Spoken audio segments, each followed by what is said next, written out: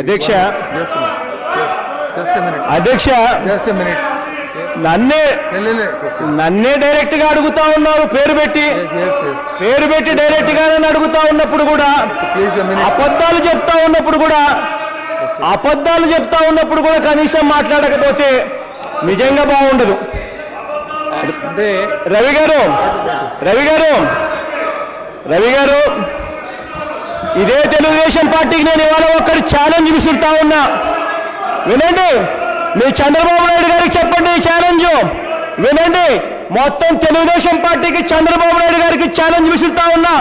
కేంద్రం చేసింది సరిగ్గా చేయలేదు అని చెప్పి మీరు అనుకుంటా ఉంటే ఎందుకు మీరు కేంద్రంలో మీ మంత్రులను కొనసాగిస్తున్నారు అని చెప్పి అందరినీ అడుగుతా ఉన్నా. ఎందుకు మీరు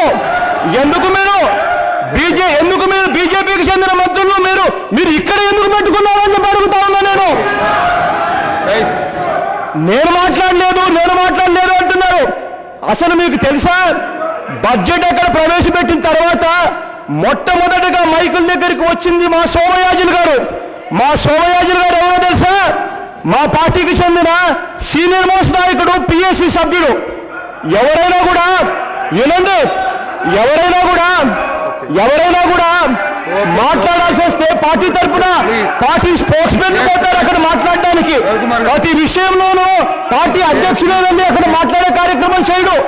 మీరెవరైనా తెలుగుదేశం పార్టీకి సంబంధించి చెప్పాలనుకుంటే ఎన్నిసార్లు చంద్రబాబు నాయుడు గారు డైరెక్ట్ గా వచ్చి చెప్పాడు.